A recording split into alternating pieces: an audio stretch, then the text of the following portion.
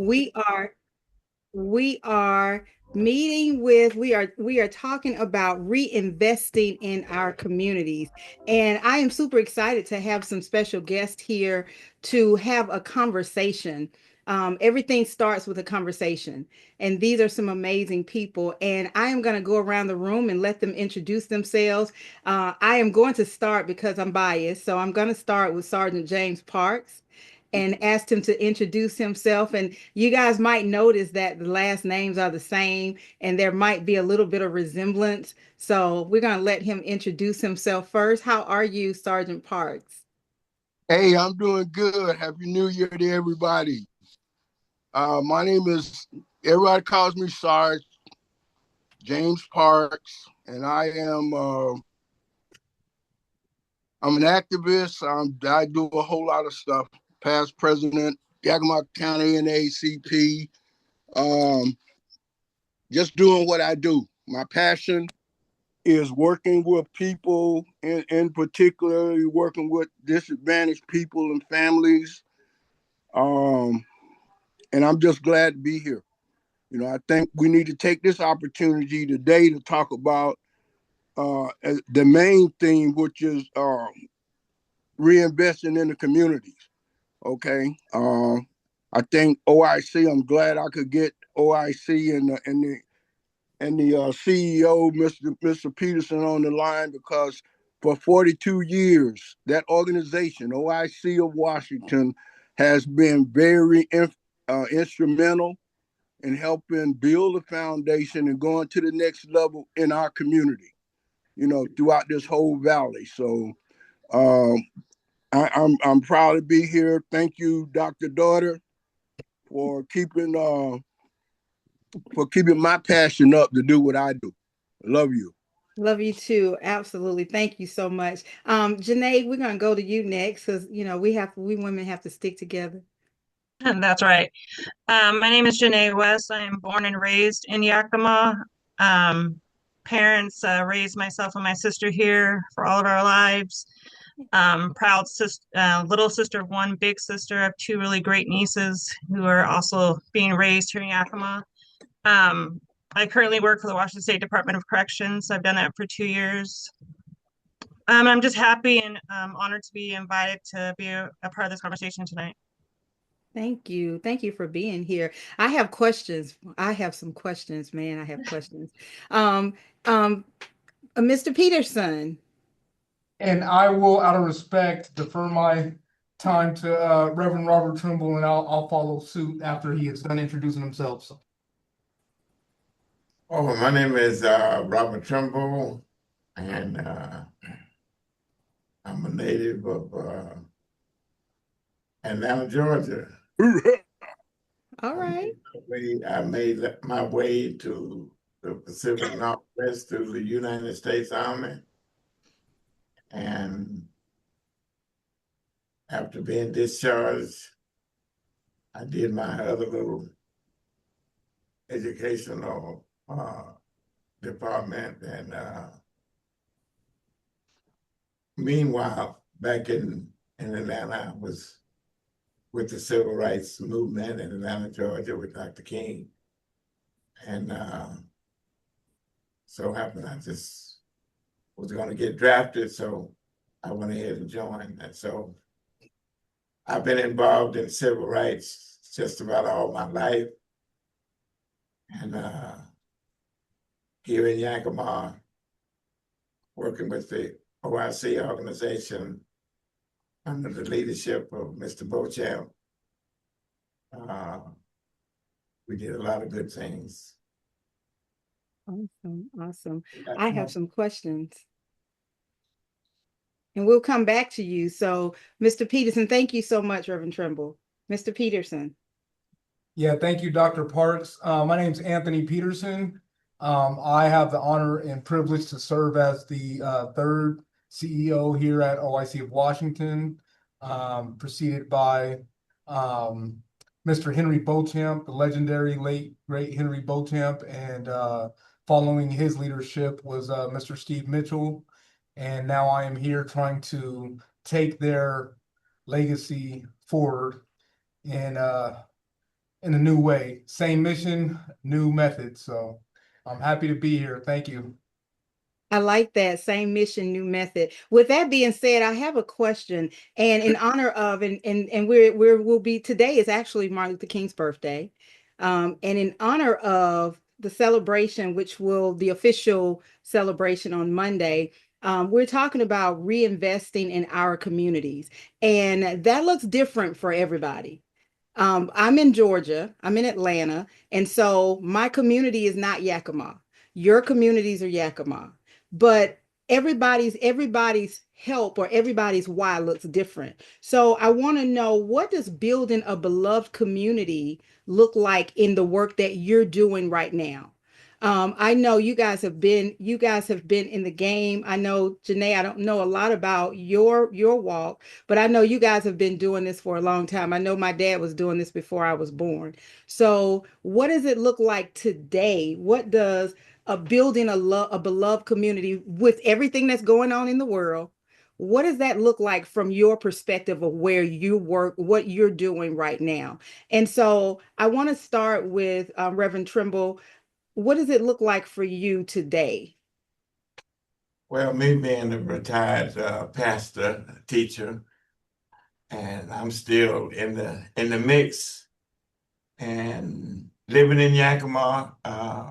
We have a kind of a diverse community, and looking back in 1972 when I came here, yeah, moving towards where we are now, we have come a long way.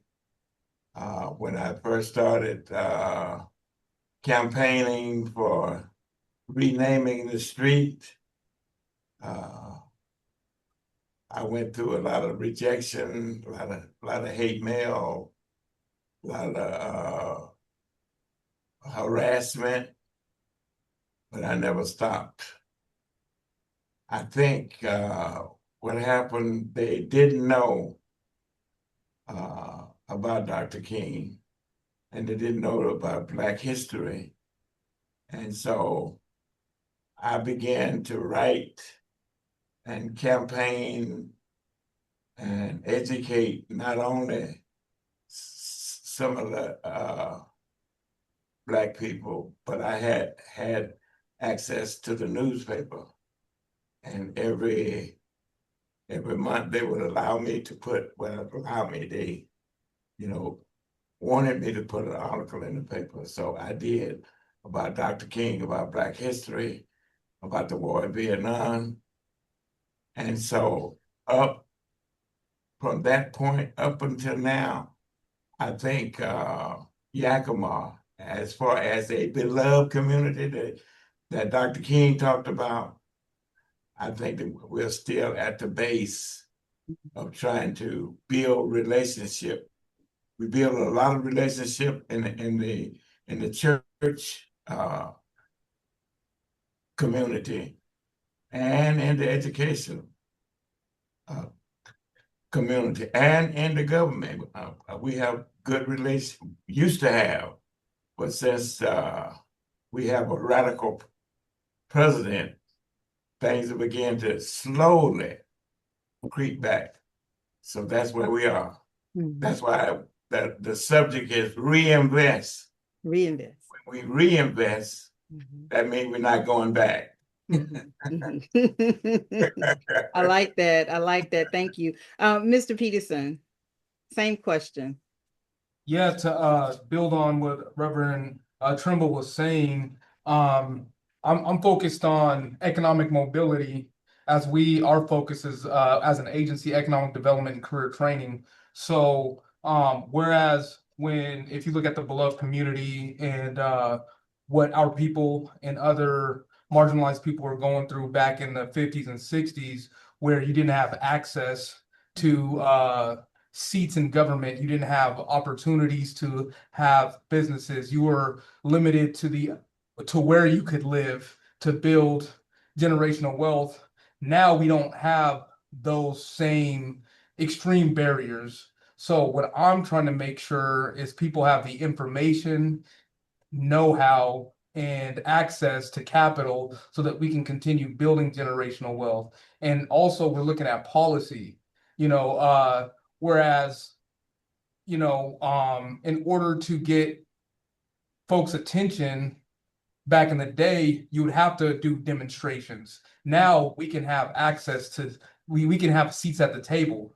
So now what we're trying to do with reinvesting in our community now is we're trying to prepare folks that look like you and I to be in those seats and not just sit in the seats, but also have a voice at the table so that we can make sure that we express our needs, desires, and knowledge, skill sets, and abilities so that we can not only be in menial jobs, but we can have living wage, desirable leadership positions in our community, whether it be political, economic based, whatever, but there's strong representation in the highest positions in our community.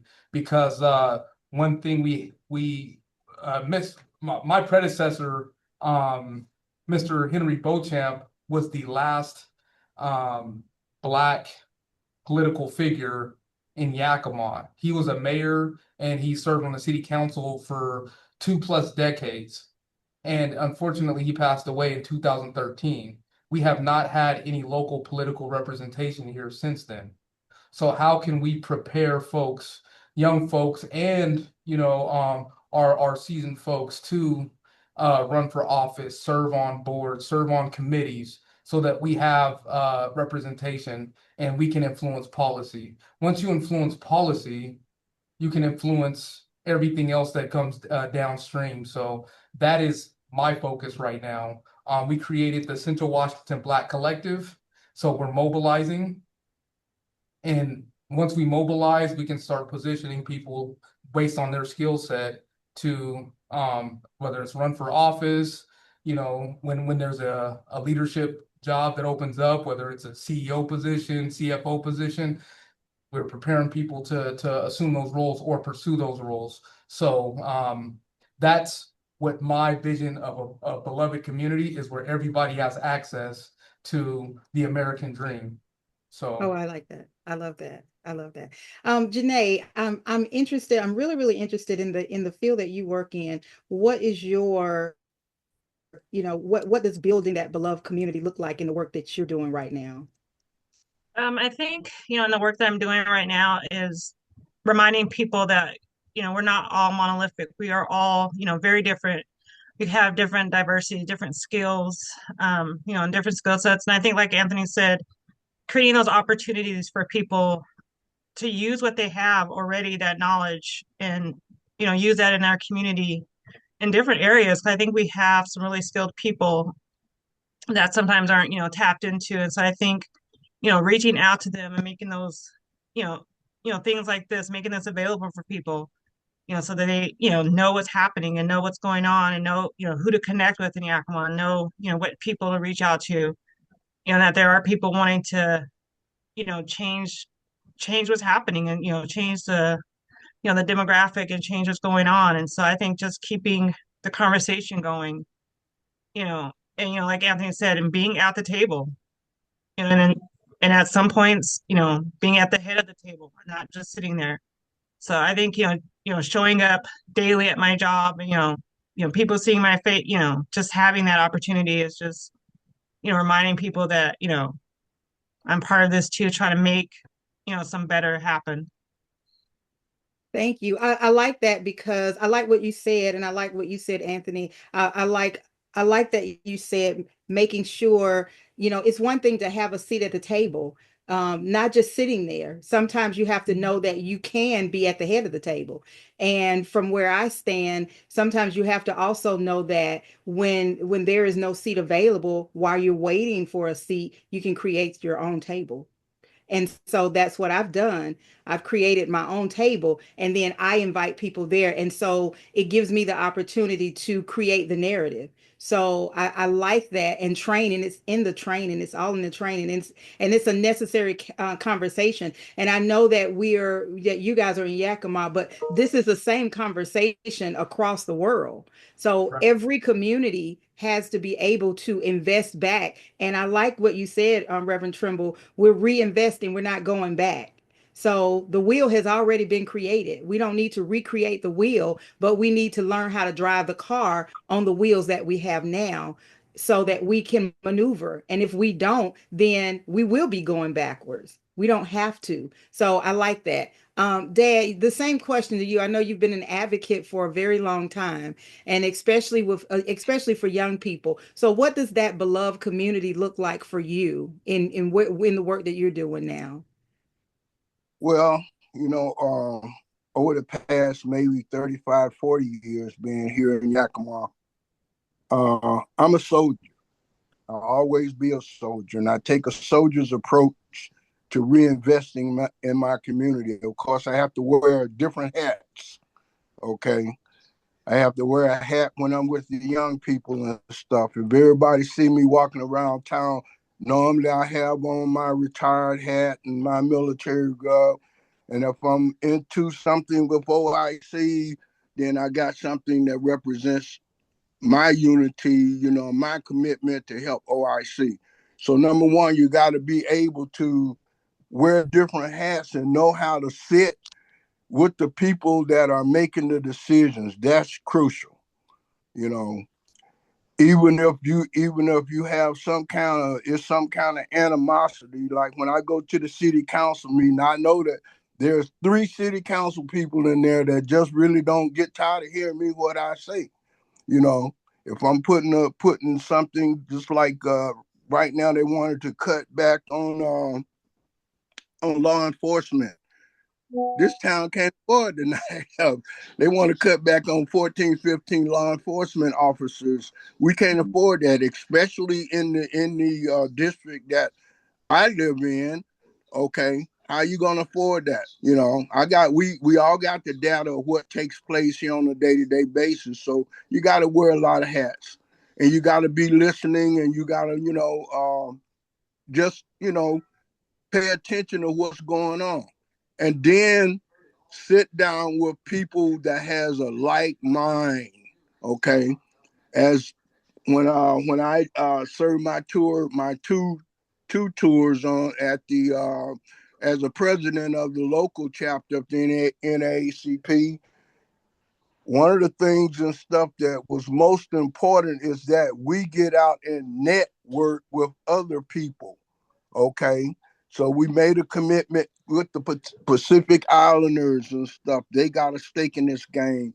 Yakama Nation, the Indians have a stake in this game. The Hispanic coalitions, they have a stake in this game. So you got to sit down with them, and you know you can sit down with them to show and stuff that your support for what they're trying to do, because it's the same thing that we're trying to do, you know. And that's why that I really appreciate what OIC is doing.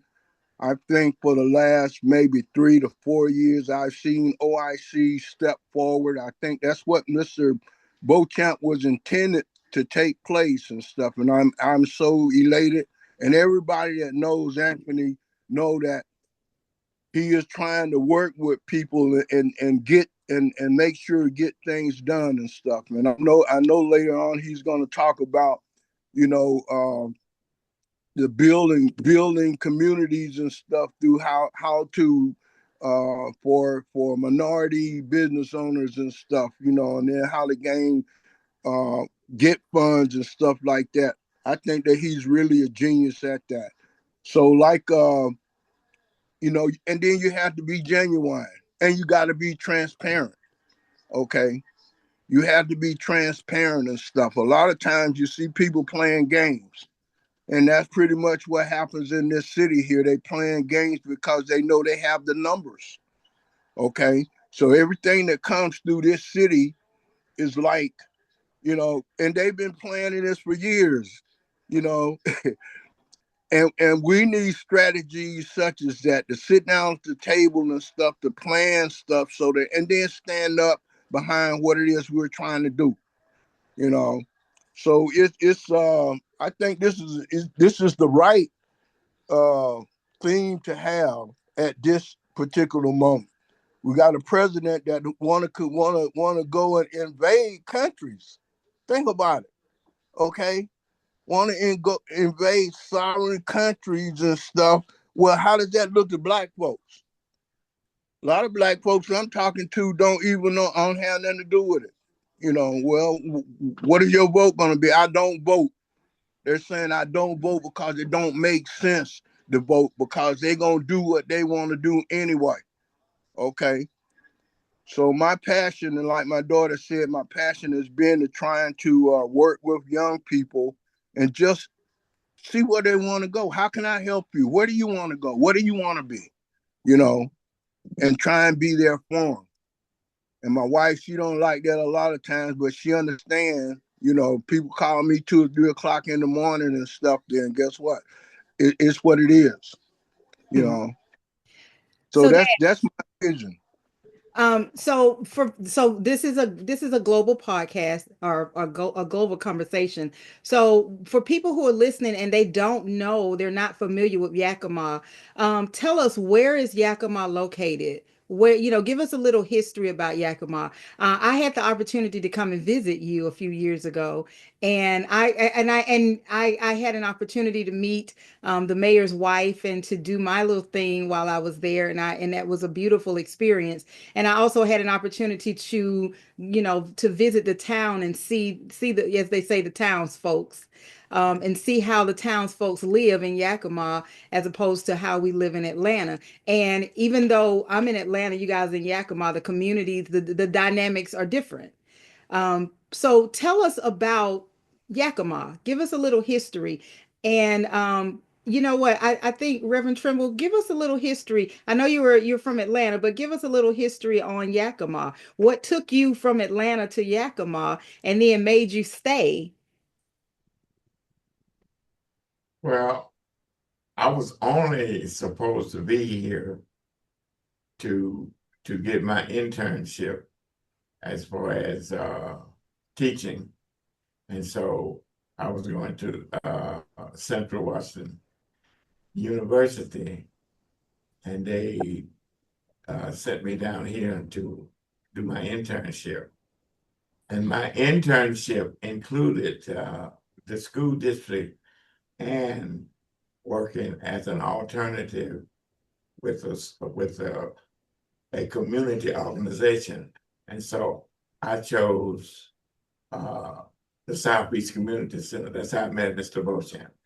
And Okay. so after working with him and working in the school district as an intern person, learning the area. Actually, we came here to. I came here because they said that Yakima was a reservation, and I came here to see what it would be like by living and working with Native American. And so when I got here, this is what I found: the OIC, Southeast Community Center, and all the churches. We had 10 churches during that time. And so I just got involved uh, uh, with the church and with the African American people that were living in Yakima. I did it. I just grew until I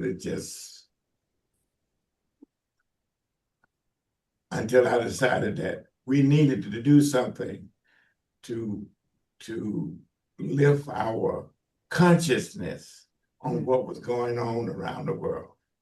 And especially coming from the South, I knew Black history and I knew what King had done. And I wanted to, introduce the Yakima Valley to the lifestyle and to a great man that I felt that changed the course of history and that changed Black people, not only in Atlanta, Georgia, but throughout the South and the North. So Yakima was kind of like a country town, so to speak. And so if you really want to know about Yakima, you go to Central Washington, Central Washington University. If you want to know about the Cowboys, because that's where I learned all my Cowboy stuff. And so Yakima is growing. They grow real slow, but once they get to know you, it's a good place to live. I would say that, you know. I like that. I like that. So let me ask you guys a question. So you all know each other. So what does collaboration look like? And Mr. Peterson, I want you to answer that question first, and then talk more about the resources that's provided. I like the fact that you are educating and training, and that's lost because a lot of times people say, well, I don't know how to do this. How do people know that your organization exists, and how do they get connected? And so tell me how all of that fits in with the power of collaboration. How is that important? Well, yeah, before I answer that, I want to elaborate just a little bit on what Rev said. So I'm from Tacoma, Seattle area, which is about 100 miles northwest from here. A lot of folks know Washington State based off Seattle, especially now with the Seattle Seahawks and what they're doing. But Yakima in Central Washington is an agricultural economy. So we export, millions of dollars worth of fruit and vegetables and produce globally. So a lot of people don't know that. Moxie, a small town, 10 miles east, is one of the number one exporters of hops to produce, beer. We're global wine grape exports. So there's a lot of money that's generated here in Yakima, which a lot of people don't know. So I think that's worthwhile to add to that. And as many people know, African Americans were one of the first farmers in the United States, not by choice, Right. as we all know. Right. So there used to be, I think at one point, there was probably 25% of this community, Yakima, was Black. And then through time, many Black people migrated to the Seattle area, and as folks were aging out, having kids, their kids would leave this area and not come back. So now our population is less than 1%. Yeah, across the county. So there was a huge migration out of this area. So to your point about collaboration, it's often difficult to collaborate. You would think it would be easy because there's not many of us, but there is economic differences as well, because you have a stark middle class Black population, and then you have extreme low class or lower economic class Black population, and those may not mix. So we're trying to create relationships first.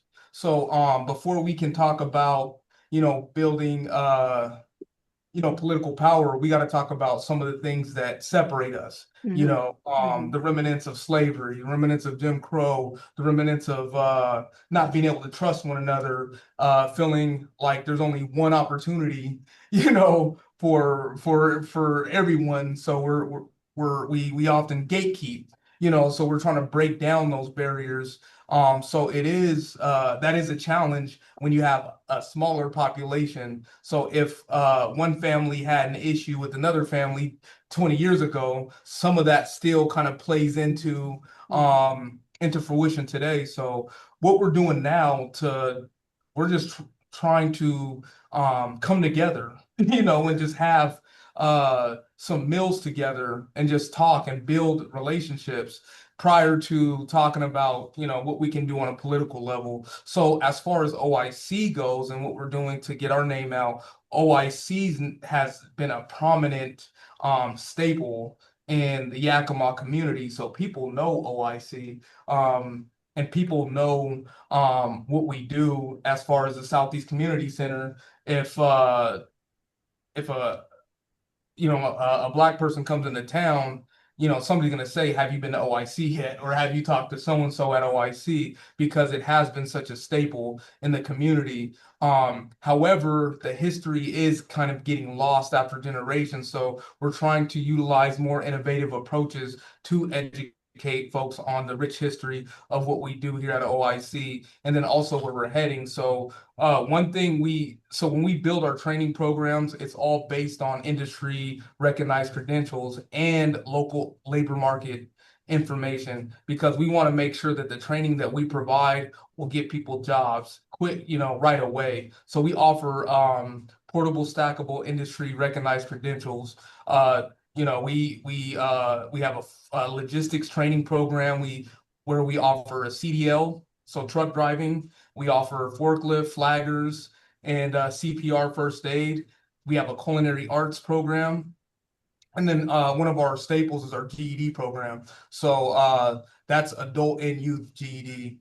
And then we're continuously building upon those just so that folks can get a step into a career pathway. And then we try to make sure if they want to go higher than that, we try to provide scholarships through federal grants so that they can go matriculate to higher education, so that they can use their technical skills and they can develop management skills.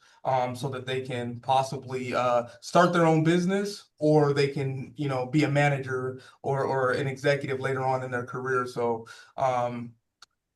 yeah, I hope I answered your question. Yeah, oh, you did. You did. I was listening to what you were saying, and as you were talking, I was thinking about what you said, Reverend Trimble, doing the march back in the days when Martin Luther King was fighting for when we were fighting for civil rights, and there was the march, and there was the resistance, and there was the hatred, and there was the violence.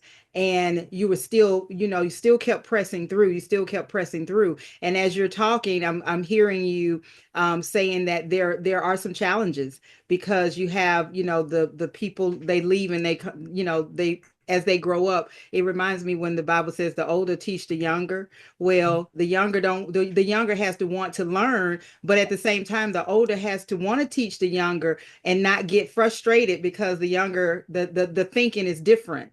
Right. And so as you were talking, I was thinking about that. I'm going to come to you, Janae, but I want to ask you, how do you keep moving the needle, knowing that there are the challenges, there's the resistance sometimes, there are, and I know there are some days when it's like, man, what keeps you moving, and and not give up. I know the rich history and all that, but what's your why? Because you got to have a why. Everybody on this call has to have a why to keep going on those days when it feel like, you're walking in quicksand, and the more you walk, the more somebody pulls you backwards. So how do you keep, why are you laughing? Y'all just had that conversation already, right? Yeah, we just had this conversation before. I was like, Rev, man, And see, I didn't even know that. That's just how smart I am, right? So how do you, what's the why? How do you keep going? And I'm gonna when I get to all of you guys, I'm gonna ask that same question, but specifically with all of these resources, it's kind of like, and I'm feeling like you're saying, look at what we have. Look at what we have to offer. This is some good stuff. It's like we got to pull teeth and make you come and sit you down and say, Yeah. hey, this is for your best interest. How do you keep going knowing all of this? Well, I think I'm sorry, right answer. I was just gonna say, it does get hard because this past year there was about $100 million invested into communities, specifically of color, through the Community Investment Fund, and there was funding to help with down payments for housing, covenant home loans, and me and several of my Black colleagues who are in real estate, who are mortgage lenders, who are in insurance, we did monthly first time home buyers classes. And unfortunately, we had maybe two or three of our Black people participate in those. So, but then on the flip side, when we offer a food distribution and we have food bank, and then we offer like, some of our social services programs, we'll have start increase. And I'm just saying, like, that is probably it's frustrating, but I understand, Hmm. right? Because Yeah. it's like folks have been, marginalized, ostracized, and kept out of generation or wealth building for so long. Folks don't even see themselves as being homeowners, Hmm. and that's saddening, right? Because Yeah. it's like, man, there's all this money, just come. Hmm. We want to build a pathway for you to not only purchase this house for yourself, but this is for your grandkids. This is, A legacy. Yeah. this is how you, create Mhm. wealth. So that I think is sometimes the hardest for, me being in this leadership position because I see, other folks benefiting from this, which I'm happy, but I'm just like, this is our opportunity as well. Mhm. So, but then you can't stop. So I also have to look at like if you influence one, that's enough.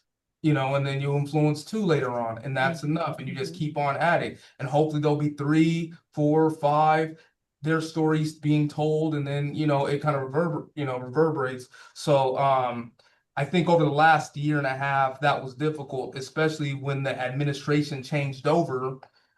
You looked at all those resources being clawed back, Mhm. and it was Mhm. like that was that was our time because we don't know if there's going to be ever an investment like that in our community again. Yeah. So, but I was talking to Reverend Trimble earlier, and I asked him, I'm like, after all these years, how do you continue? Like, what is your why? And it's funny because I literally just asked him that like 20 started. So I'm gonna pass the ball to Rev. He Yeah. just Yeah. I would say what keeps me going is my faith, my Mhm. faith, Mhm. and my belief in what my mother taught me. Uh, that's number one. Number two is I believe in our history. If you don't know your history, you ain't going nowhere. And I remember when when Lincoln signed the proclamation and we found out that we was free. We didn't have nothing. We didn't have nothing. They just put us out there, just and the only thing we had was the religion, the church, and that's what kept us going. Mhm. We organized within our church. All of the civil rights leaders came out of the church. That's what kept me going.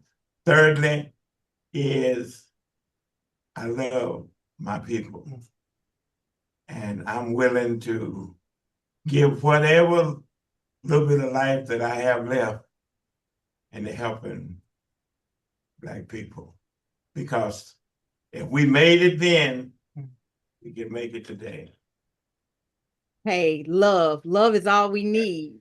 Love is all you need. Thank you so much. I can relate to that. Being a visionary and being a leader, it's difficult sometimes when you can see that this is so good for you, but you have the buy-in, but they don't. So if they don't have the buy-in, and that's the difficult part sometimes. But on those days when you have those days when things are, you're it feels like you're beating people over the head to take this money and they don't want to take it. At the end of the day, you have to know your why in order to go to the next day. Because if you don't know your why, if you don't have the buy-in, it's not going to work. And that's in any community. That's in our homes, that's in our at our jobs, that's anywhere. Even in the church, if you don't believe what the word says, then if you don't buy into that, then everything is going to fall apart. So I love that because you have to have the faith. If you don't have the faith in God to keep going, you got nothing. you got nothing. And that's why our people have always survived. They've always survived, and we will continue to survive, but we have to come together and know what's available, and we have to get the buy-in. So Janae, and as I speak, how do you navigate when it's hard, and when you're trying to get people to know that this is in your best interest, and oftentimes, and I know all of that, all of us, we're doing things, it's not to benefit us personally, it's to benefit other people. So Janae, how do you keep going? What's your why when it seems like ain't nobody listening? They don't want it. Um, They don't want these you, $100 million. for me as the granddaughter of a preacher, my why comes from Galatians 6 and 9. Don't go weary in well doing. That's right. Because I just think, if you keep, you might not see it yourself in your time frame, but maybe someone down the line will. Um, and I bought a house almost 5 years ago, and my niece was, much younger than. She's like, I didn't know you were buying a house. But I wanted her to see, as a single woman, you can buy a house. You can do this. This is achievable. You put your mind to it, you can do this. Doors are open, opportunities are open. Right. And it's interesting because I've had family members when OIC had their program. We were like, go and see about this. Go and see about buying a house. And they had no interest in that. And so, we miss opportunities that are right there sometimes. But I think the more people are saying, this is, possible. You could do this. And I think, that's what, Dr. King was saying, there are possibilities for us. Don't be limited, by your skin color. Don't be limited by your gender, or, your financial status. You have, possibilities. And that's what, our ancestors did. They created the best of what they could with as little as they had. And they, made those possibilities happen. Not a lot of education, not a lot of money, but they kicked down those doors, and we are reaping those benefits. Mm, mm. I like that. We have to teach people to see the vision. So Hmm. if there you it has to start with a vision. You don't have to have the resources. And a lot of times people get caught up in the how. I say all the time, and that's that, and I live by that. I don't know how I'm gonna do this, but I know I just know that I can do it. And so you start positioning yourself toward that goal, toward that vision, and I'm living proof that it will happen. It can happen. So as we're reinvesting in our community, I like the fact that we're training. First of all, we have to get people to we have to identify what the problem is. And then we have to come up with a solution. So we're either part of the problem or we're part of the solution. So if we're part of the problem, then we need to get our act right together so that we cannot be a part of the problem. We become part of the solution. And then we have to, I think Dad said that earlier, we have to center ourselves with like-minded people. Because Right, if I'm going left and you're going right, we're not like-minded, right, because we're going to bump heads. It doesn't mean that everybody doesn't have to have a way of thinking. That's fine, because everybody needs to have something to bring to the table. But as right, we're investing or reinvesting in our communities, we have to know what's needed and how do we get the job done. And somebody has to do the work. Everybody can't be a leader. So we got to have some Indians and some chiefs. So you guys are the chiefs. So you bringing in the bringing in the Indians and teaching them to be chiefs. right. So Dad, thank you so much. So Dad, how do what's your why? You've seen a lot. You've been in the military, you've been in the army, you've been in the war, you've seen a lot. You've gone and you've navigated with the gangs and tried to get them to do right. What keeps you going when every time you turn around, it's something else that keeps pulling us back, pulling the communities back, pulling them down. It's a new thing. It seems like something's being reinvented every single day. What keeps you going? Well, number one, what I try to do is I try to stay focused, and for the past maybe 10 years, I know I've been juggling different things. Like I told you about all the hats I wear. I got probably 50 hats that I'm looking at right now. You know, when Kevin said, "Oh, I want to see up in the closet," but I got different hats and stuff. commitment, okay? A commitment to do what I tell you that I will do, okay?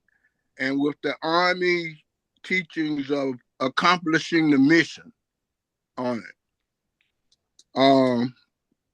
One of the toughest things and stuff, to me, I see here in this community is people, you'll know the people that you can depend on, okay, to try to pull something together. Like we got every year I do a national night out where I block off this whole street, 2 blocks on my street, and I invite everybody up. Come bring a dish, and I get the police, the chief, and all the. I don't want the peons. I want all of the people and stuff that has something to do with this city to come through this community, and I get my community before they get here, and especially the kids to go up to the police officers and stuff and ask the police officers for these little badges, okay, and talk to them and ask them questions and stuff, So that's how I try to start that, because I'm known for just working out of my community. If something happened in this community, I'm on that. I'm on. I have police officers that's on patrol on speed dial, and everybody know that, you know. And my wife and everybody saying that, oh, don't you think that you gonna get capped? You think somebody gonna cap you? Well, I hate for that to happen and stuff, but that's how committed that I am, you know. And I get a lot of people say, "Oh, well, you be talking, Sergeant, then you get sentimental." Well, that's me. That's the way I am, you know. But I'm gonna get my point across, and I'm gonna speak truth to power. Okay, the affiliations that I make are very open ended. Okay, if you call me and ask me, a question, and I get those calls all the day, because now my role in the NAACP is a legal redress chairman. That position, and I took that position for a purpose, because all around this town, throughout this valley, you got these companies that's just up and firing people with no reason. And who are those people that they firing? Well, I got 5 cases, had 5 cases of black males moving here from like New Mexico and California and stuff, get enticed to come here with their skills, okay, and then when they get here, been here a year or so, then boom, they get let go for seemingly no reason, in the housing market and stuff. Behind COVID, these people just went crazy because COVID, the government capped on how much they couldn't kick people out of their housing. They couldn't do this. And this is for seniors as well, you know. So you have to be able to, I'm not an expert in everything and stuff that I do, but I make sure that I know the experts that are that can help me in certain situations that I can call on and stuff to get people answered. If it's something in the school district and stuff, then I know people that I can call on and talk about it and then get that. And that's another story altogether. But it's just the discrimination that we're facing now is blatant. Black women and stuff have a target on their back, period. Okay. And this is coming from one administration and stuff, that black women have got in positions to be powerful attorneys that hooked them up so bad that I don't think that he'll ever recover from that. And that's what we're facing, okay? Where he's sending all of these different ICE and military people into democratic states. Why is he doing that? Okay? So it's commitment, make your voice count. If you say that you're gonna do something, do it. And lead by example. I really appreciate working with Reverend Trimble and Mr. Peterson and stuff, because we sit down and we talk about things, and then we come out of the meeting or whatever we did, putting it into action. Okay, I can rely on these two men because I've seen them in action. So it's just the nature of things, and we need to show our connection with everybody else. That's why I admire what OIC is doing and stuff to create the synergy throughout this valley. You know, to be talking to the Indian Nation, and not only that, the law enforcement too. Okay, the city chief, the mayor, the sheriff. Okay, to build coalitions and stuff. And I'm telling you, 90 days prior to the MLK committee, we have at least about 100 different entities that's online with us. And I think that Anthony might quote some of the people. Up until about maybe a couple of years ago, we only had one or two cities and stuff doing an MLK march. Now I think we got about 5 or 6. And then OIC has a number of programs going on around the state that those programs have been able to help in those cities implement the spirit of what Dr. King was talking about. Okay. And my last point is the fruit of our labor for that, and we're all on the MLK committee, the fruit of our labor is to see a couple of 100, 250, sometimes we might have 300 people and stuff in that march, the Rainbow Coalition that you don't see every day around here. Okay. So it's just a commitment. I refuse to go to different meetings. People be calling, "Oh, Mr. Parks, why don't you come up and get us talk?" If that meeting is not about how we're gonna roll our sleeves up and get out and do something, then I'm not taking those, you know, because that's a commitment. If I come to your meeting and stuff to say, yeah, well, we're gonna go stand on this corner and help you guys do the protests or whatever you're gonna do and stuff. So that's me. That's how I do it. I love it. I love it. So do you guys have any questions for each other? I know you already know each other, but do you have any questions for each other? I got a question for Janae. Janae, now that you met Dr. Parks and stuff, it seems that you guys got something in common, and I had to jump over her to get that message and stuff to you, because I know that she's going to be reaching out, because that's what she do all over the United States. She reaching out to people and stuff with like minds and stuff, you know. She is also a publisher, and if you go on YouTube, you'll be able to find her and stuff. And sometimes people be saying, "Oh, what's on Park? I see your daughter and stuff on this, and I see your daughter doing that." I say, "Oh, okay, that's good." You know, so I think that and not just because she's my daughter, because we have our own history.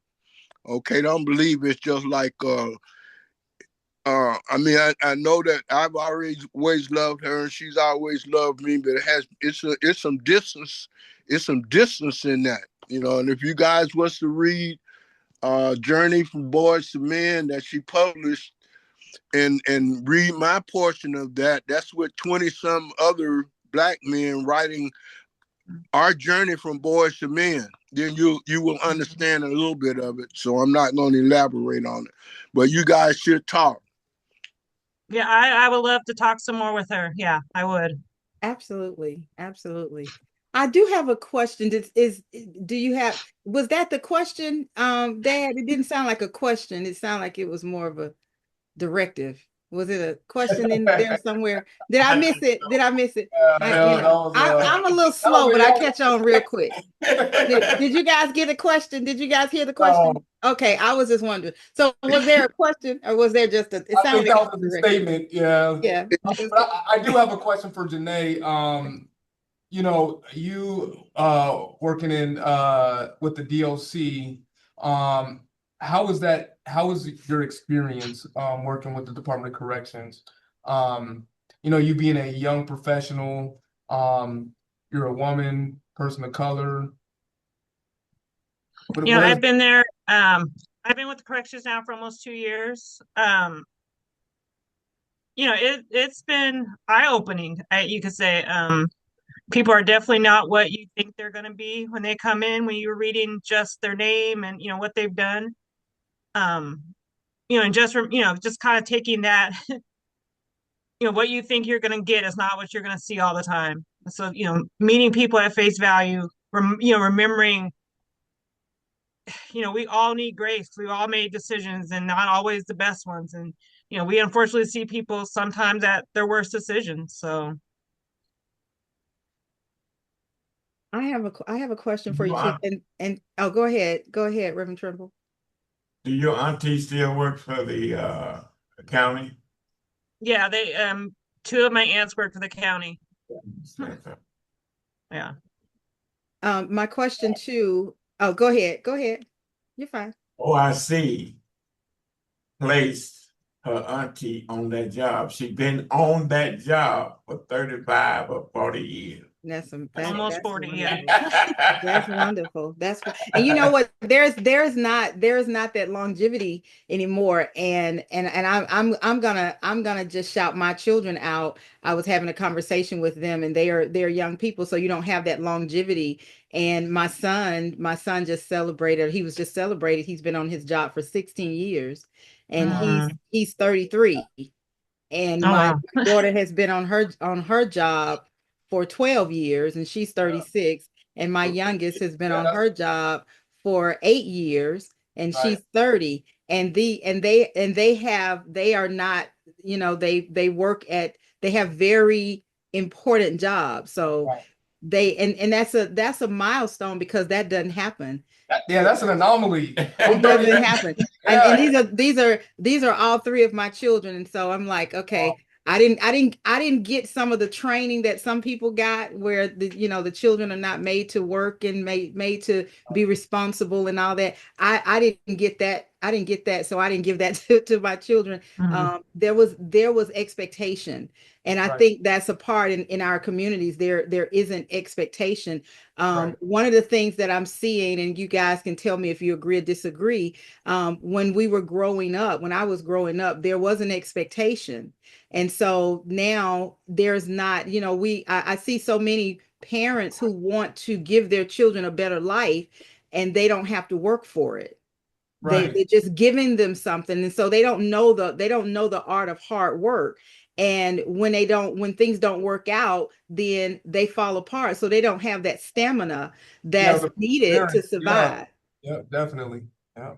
So, Janae, I wanted to ask you, with you said that you meet in the area that you work in, you're meeting people oftentimes at their worst decision. And Mm. I like what you said in the beginning, is that we have to give people grace. So how is it that you're able to maintain who you are when you see people at their worst? I guess it's just, just trying to be that face that's just like, uplifting and, gentle and kindness, and just, approaching people that way. Just like, this is a moment, but, it's able to be passed, and it's achievable, it's achievable, and it's able to be, get over, and put it behind you. And speaking of working, my first job at 15 was at the Southeast Community Center. That's where I had my first job was there. My mom worked there, and her, when she was young. So, that's where I started. So, I get, that need of hard work and working. So, I've been with corrections 2 years, but I've been working for Washington State for 8 years in a different arena. But, just remembering that people are people. My dad took me there when I came to visit, so I'm familiar with I'm Yeah. familiar with where you guys are talking and what you guys are talking about. I know as we wrap up, I have one question that I want to ask each of you guys to answer. Um, what does a reinvested community look like to you? What does that look like in this day, in this time? If you had everything, all of the people resources, all of the energy resources, all of the financial resources, if you had all of the best case scenarios at your disposal, with my tongue's tied right now, what would that look like? What does it look like? And so, Reverend Trimble, I want to start with you. What does that look like? Well, reinvest is to me would be what Dr. King talked about. I get just about all my basic understanding of community and the world from Dr. King, and what I learned from him, what I learned from my mother. When we say the love community that he talked about, it was based on love, agape love, that kind of love. You know, where every individual, every human being is respected and cared for, no matter what his education, no matter what his social, no matter where he came from, that love and that respect is due to that person. And so in the beloved community, everybody is lifted up and given an opportunity to develop the gifts and the skills and the understanding that God has given each one of us. That's reinvestment. If we can build that kind of a community, then that's the community King talked about, the beloved community. And I just want to say on the tail end of that what has helped me in my life is my mother. I encourage each parent and each individual, just be a good example to the next person that comes up. Don't put people down based on where they're from, what they got, what they know. If we respect each other as human beings, that's the beloved community I want to live in. I love that. I love that. Mr. Peterson. I was gonna say we could probably close out with that. That was beautiful. That sounded like a mic drop to me. Yeah, that was a mic drop. When you asked that question, I thought about one of my favorite leadership enthusiasts, Stephen Farber. He wrote this book, Greater Than Yourself, and it's based on three simple tenets. Expand yourself, so get the knowledge, skills, experiences, and then you give yourself, and then so you then teach someone else, and then you replicate the process. So you're not only teaching that other person, but you're making sure that they're paying that forward to somebody else. So reinvesting is making sure that once you have gotten to a point in your life where you are taken care of, it's making sure you turn around and you can empower somebody else or an entity or a group of community to make sure that they have access to opportunities to chase whatever dream that they have, or utilize the gifts that they have, to make the world a better place for themselves and for others. So, yeah. Awesome. I love that. I love that. Janae, how about you? I always say I think there's still some really good things that can come from Yakima and come from this valley. Um, I've been doing some leadership stuff. I keep thinking about rowboats, and I think if we can get, our historians together with some of the, younger adults that are coming up in Yakima, we just all get in the boat and just row in that same direction. Good things can happen here. Good things can still come from here. Just you know, having that unity and just putting our face forward, getting on city council, being in the room when they're making decisions, because, these decisions impact us. And so we need to be there. We need to be on the school board. We need to just, be vocal and not be looked over and missed. Oh, I like that. I like that. Rowboat rowing in the same direction. Dad, what about you? Well, for me, it's simple.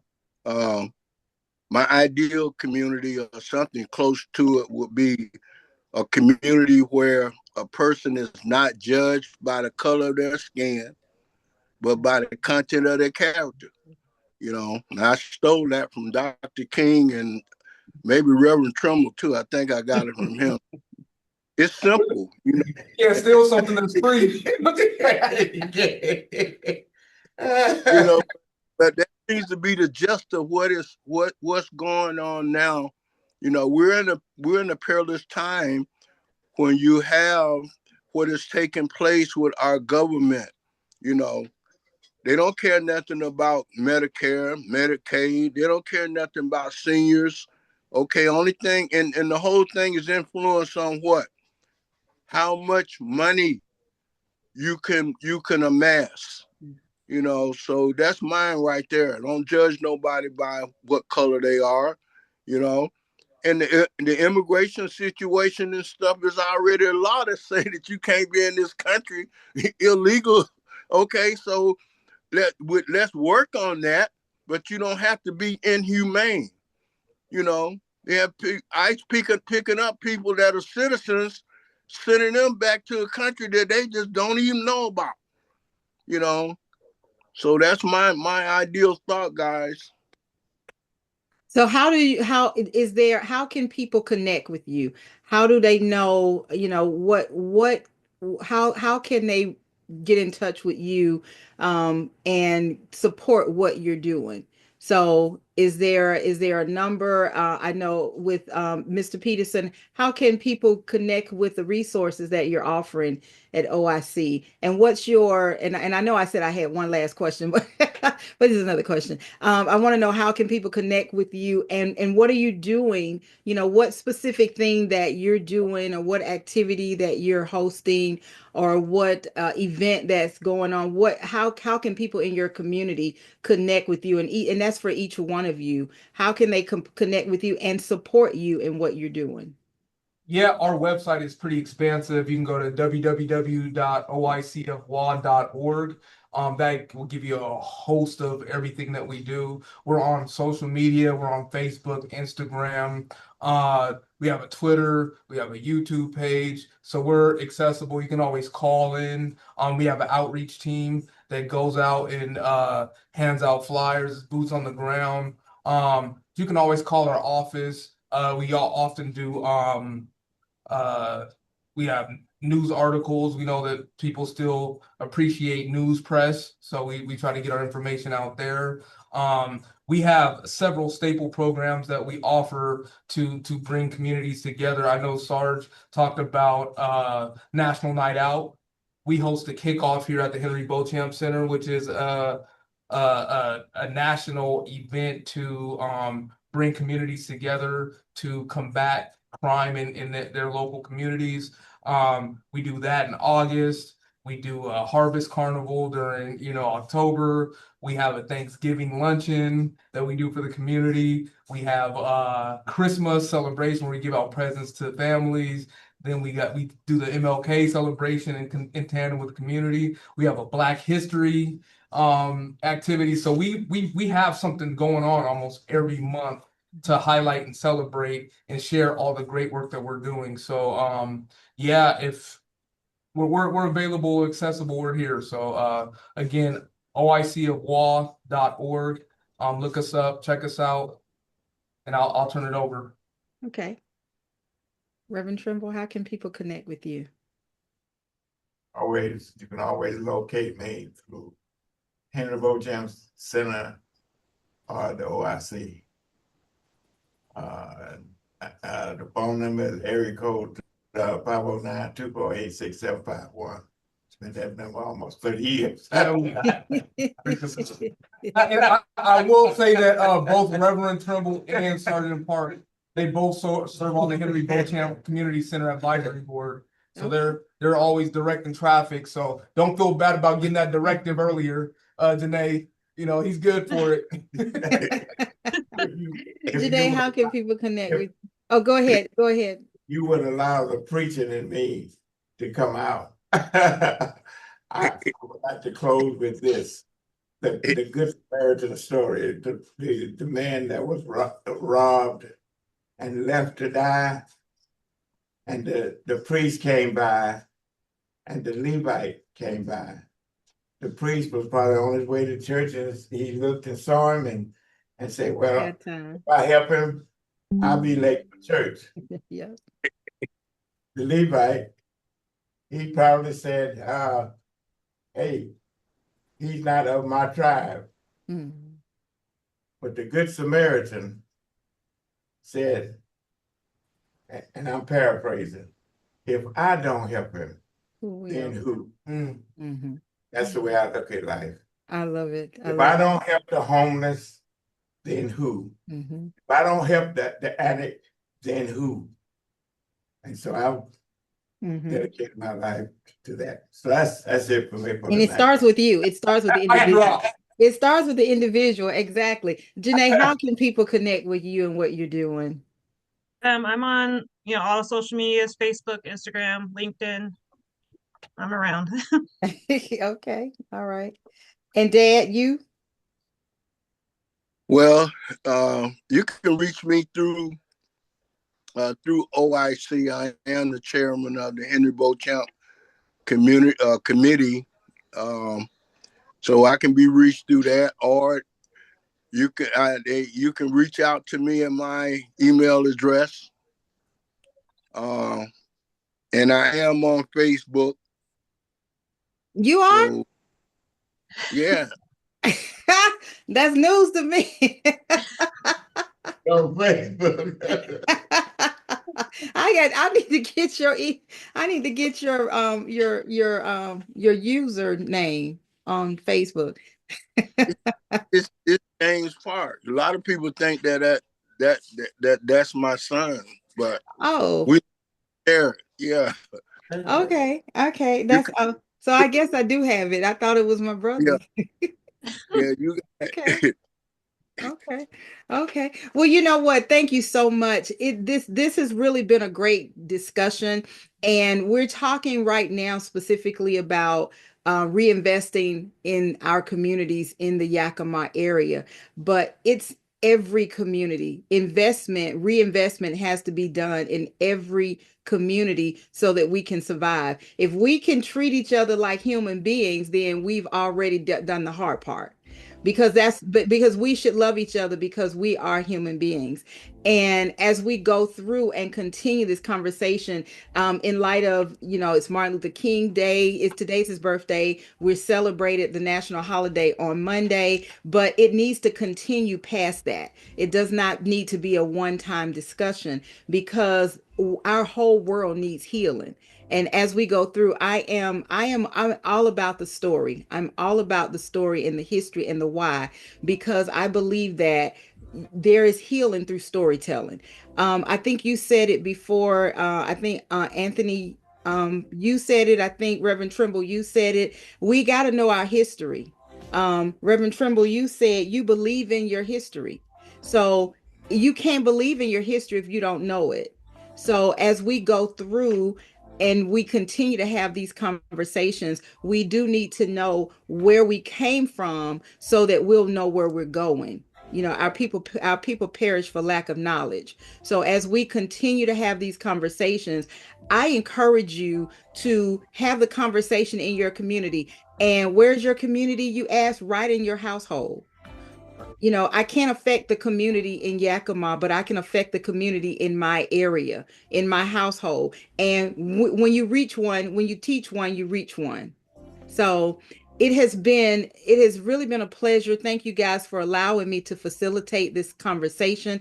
I am Dr. Laquita Parks. I am the CEO and founder of PayProV Publishing, and PayProV means pain, progress, victory, because I believe without pain there is no progress, and without progress there can be no victory. And I help people take their stories from a thought to a realization, because 100% of everybody living and dead has a story, and that story deserves to be told. So, if there is anything I can do to help you to tell your stories, to have more conversations, to facilitate more conversations, you can reach me at payprovpublishing.com. That's PAPROVI publishing.com. And let's continue to have the conversation. I also want to thank Mr. Kevin Vaughn with the MLT Network for producing this show tonight. And it will continue the conversation. It's going to be available on all forms of streaming platforms, including Facebook, where we're live right now, Facebook, YouTube, and others. So without further ado, I want to say it has been a plump, pleasing pleasure. Better than a triple decker peanut butter and jelly sandwich. That's my story, and I'm sticking to it. And until next time, you guys keep having the conversations, keep doing what you're doing, keep affecting change in your community, because as long as you do it, as long as you're that good Samaritan, the world can heal. All right. Thank you guys. Thank you. Love you there. Thank you.